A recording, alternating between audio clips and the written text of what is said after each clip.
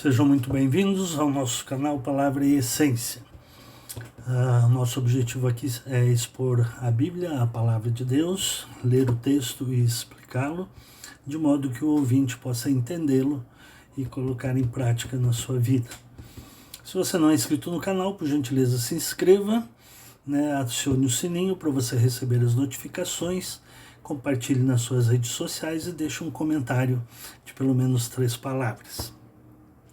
Estamos estudando aqui a primeira epístola de João. Hoje vamos ler do capítulo 2, versículo 28, até o capítulo 3, versículo 6. Esse é um trecho específico do Evangelho de João. Diz assim: E agora, filhinhos, permaneçam nele, para que, quando ele se manifestar, tenhamos confiança e não sejamos envergonhados, tendo de nos afastar dele no dia da sua vinda. Se sabem que ele é justo, reconheçam também que todo aquele que pratica a justiça é nascido de Deus. Vejam que grande amor o Pai nos tem concedido, a ponto de sermos chamados filhos de Deus. E de fato somos filhos de Deus. Por esta razão o mundo não nos conhece, porque não o conheceu. Amados, agora que somos filhos de Deus, mas ainda não se manifestou o que haveremos de ser. Sabemos que quando ele se manifestar, seremos semelhantes a ele, porque haveremos de vê-lo como ele é. E todo que tem esta esperança, nele purifica a si mesmo, assim como ele é puro. Todo aquele que pratica o pecado também transgride a lei, porque o pecado é a transgressão da lei. E vocês sabem que ele se manifestou para tirar os pecados, e nele não existe pecado. Todo aquele que permanece nele não vive pecando. Todo aquele que vive pecando não o viu nem o conheceu. O texto geral aqui, o título é Os Filhos de Deus. O título é Os Filhos de Deus. E ele começa o versículo 28, que é um trecho só, embora mude para o capítulo 3, mas é um trecho só sobre o assunto sobre os filhos de Deus. E ele começa com a expressão que ele já usou antes, no versículo 18 do capítulo 2, e vários outros textos também, capítulo 2, versículo 12, versículo 14, versículo 18, e agora ele repete de novo a expressão filhinhos, que é uma referência a todos os crentes, aqueles que creem em Deus, e João é o apóstolo do amor, então ele usa uma expressão mais carinhosa, mais afetiva, para se referir aos crentes de modo geral. Então diz: filhinhos, permaneçam nele, para que quando ele se manifestar, tenhamos confiança e não sejamos envergonhados, tendo de nos afastar dele no dia da sua vinda. Então permaneçam nele. Nele quem? Em Cristo. Creram em Cristo, permaneçam em Cristo. Permanecer em Cristo implica em cumprir os mandamentos. E ele diz: tenhamos confiança para que no dia da sua vinda não sejamos envergonhados. Então essa confiança que nós precisamos ter, a nossa fé tem que ser viva no Senhor Jesus Cristo, na esperança de que temos esta confiança, temos confiança na esperança de que Jesus Cristo vai voltar. E essa esperança é fundamental na nossa vida. Paulo se referiu a essa esperança no capítulo 15 de 1 Coríntios, versículo 16, ele disse: a nossa esperança em Cristo se limita apenas a esta vida, somos as pessoas mais infelizes deste mundo.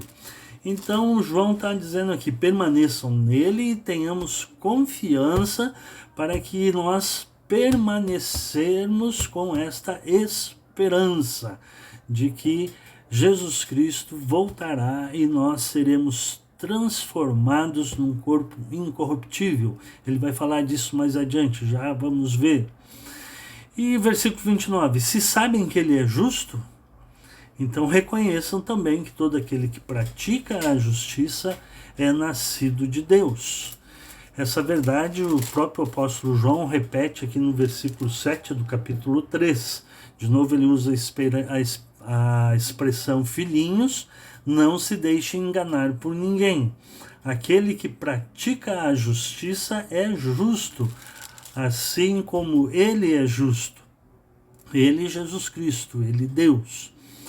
E aí começa o capítulo 3, versículo 1, mas é o mesmo assunto. Ele diz: vede que grande amor o Pai nos tem concedido, a ponto de sermos chamados filhos de Deus.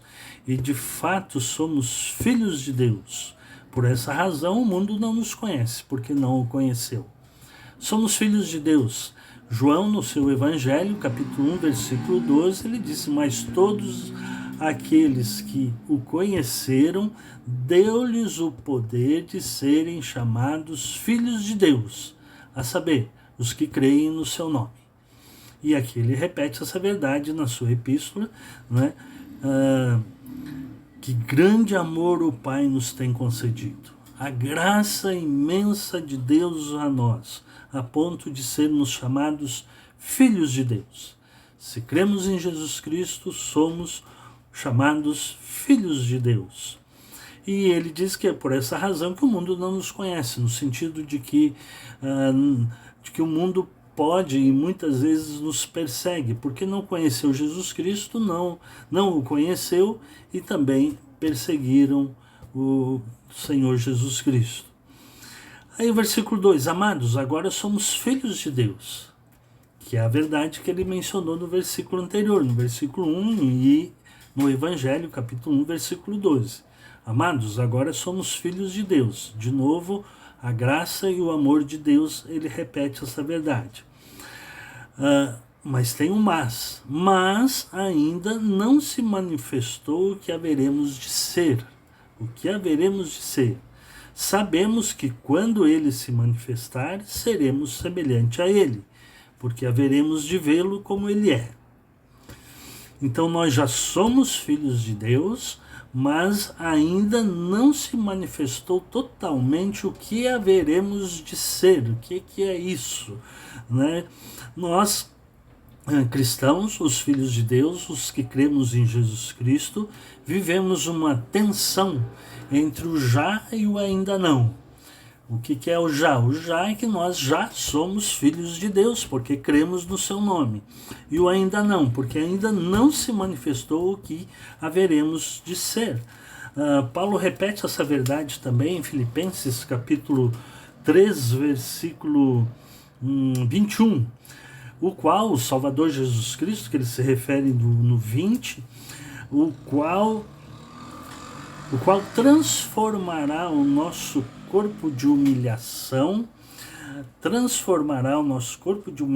para ser igual ao corpo de sua glória, segundo a eficácia do poder que ele tem, até de subordinar a si todas as coisas.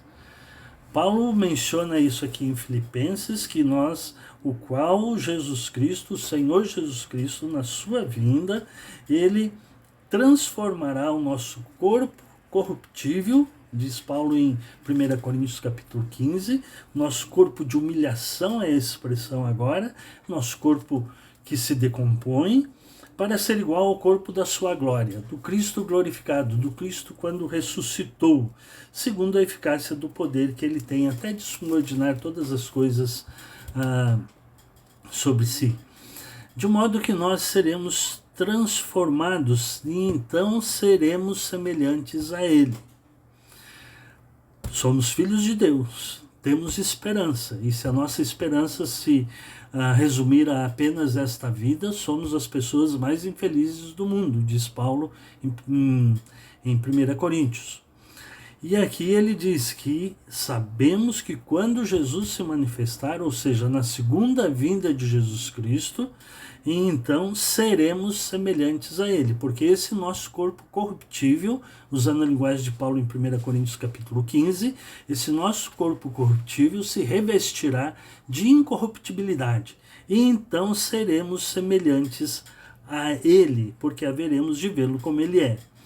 E todo que tem essa esperança de encontrarmos com Jesus Cristo e sermos transformados, todo aquele que tem essa esperança, nele purifica a si mesmo, assim como ele é puro. Então, ser filho de Deus e ter essa esperança de que um dia seremos transformados num corpo incorruptível, implica num processo de intensa e contínua purificação. Devemos estar sempre purificando a nós mesmos dos nossos pecados. E versículo 4 ele vai dizer: todo aquele que pratica o pecado também transgride a lei, porque o pecado é a transgressão da lei. Então aquele que tem essa esperança purifica-se a si mesmo. E versículo 5 ele diz: e vocês sabem que ele se manifestou para tirar os pecados, e nele não existe pecado. Então Jesus Cristo veio, morreu na cruz do Calvário para tirar os nossos pecados. Ele se manifestou na primeira vinda para tirar os pecados. E nele não existe pecado. Agora, todo aquele que permanece nele não vive pecando. Todo aquele que vive pecando não o viu nem o conheceu. Ora, se somos filhos de Deus, não podemos viver na prática do pecado. E deixe-me dizer que esse versículo 6 do capítulo 13 de 1 João tem causado uma interpretação errônea de que o crente não peca. De onde veio isso, que o crente não peca? Veio de uma tradução antiga, edição revista e corrigida, que é uma tradução muito literal, em que lá está escrito que aquele que permanece em Cristo não peca. Mas o contexto, inclusive o contexto geral das Escrituras, não nos autoriza a dizer isso, que o crente nunca mais vai pecar. Isso é heresia. Mas tem muita gente aí pregando, baseado nesse versículo, que crente não peca. Não é verdade. Nós somos seres humanos e nós pecamos. Por isso que Jesus se manifestou, para tirar os pecados. Então, quando eu peco, o que eu faço? Corro para a cruz de Cristo. E Deus me olha através da cruz de Cristo e me purifica de todo o pecado. Então, essa tradução aqui, a maioria das traduções mais modernas, já trazem a tradução levando em conta esse contexto geral da Bíblia. Que o crente, que aquele que permanece em Cristo, não vive na prática do pecado. A Bíblia, na linguagem de hoje, traduziu que não continua pecando. Então, o pecado na vida do crente é um acidente e não uma prática contínua. Por isso que foi traduzido aqui nessa tradução que eu estou usando: todo aquele que permanece nele não vive pecando, não vive na prática do pecado. Todo aquele que vive pecando não o viu nem o conheceu. Então é o cínico, aquele que vive pecando, nunca conheceu a Jesus Cristo, nunca o viu nem o conheceu, no sentido de não conhecer Deus, mas porque vive na prática do pecado. O crente não, ele não vive na prática do pecado. O pecado na vida do crente é um acidente. Então, Paulo também tem essa teologia quando em Romanos capítulo 6 ele vai se referir a isso, capítulo 6, versículo 1 e 2. Que diremos então? Continuaremos no pecado para que a graça aumente ainda mais? De modo nenhum. Como viveremos ainda no pecado, nós que já morremos com ele? A ideia de Paulo é que quando nós cremos em Cristo, na sua morte e ressurreição, nós morremos com Cristo. Morremos para o pecado. E então, ele diz: vamos permanecer no pecado para que a graça aumente ainda mais, como João diz no versículo 1 do capítulo 3, que grande amor o Pai nos tem concedido. Então vamos continuar no pecado para que esse amor ainda se manifeste ainda mais? De modo nenhum, diz Paulo. Pelo contrário, não podemos permanecer na prática do pecado. Volto a repetir, o pecado na vida do cristão é um acidente. E para acidente, então, por isso que nós já temos o capítulo 2, que nós já estudamos aqui. Meus filhinhos, escrevo-lhes estas coisas para que vocês não pequem.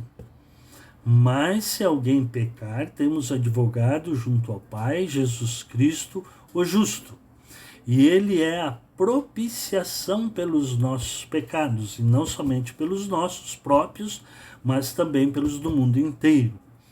Então, o crente não deve viver na prática do pecado, mas se pecar, temos um advogado junto ao Pai, e ele é a propiciação pelos nossos pecados, ou seja, Jesus, na sua morte e ressurreição, no seu sacrifício na cruz, é a propiciação pelos nossos pecados. Isto é, a morte de Jesus Cristo na cruz afasta a ira de Deus em relação ao pecado, porque nós estamos em Cristo. Foi o que ele disse assim, foi o que ele começou a dizer no versículo 28 do capítulo 2. Agora, filhinhos, permaneçam nele, para que quando ele se manifestar, nós tenhamos confiança. Então, permaneçam em Cristo, para que não vivam na prática do pecado, não continuem pecando, não pratiquem o pecado, não vive pecando, diz, aquele que permanece nele não vive pecando, não vive na prática do pecado, né? Não continua pecando. Essa é a ideia do texto. De modo que, quando nós pecamos, corremos para a cruz de Cristo, porque temos um advogado junto ao Pai, que é a propiciação pelos nossos pecados. Ou seja, Jesus nos torna propício a Deus. O sacrifício de Jesus afasta a sua ira do meu pecado. E então eu sou justificado. Eu sou purificado pelo sangue de Jesus Cristo derramado na cruz do Calvário. Muito obrigado por me ouvir. Que Deus os abençoe.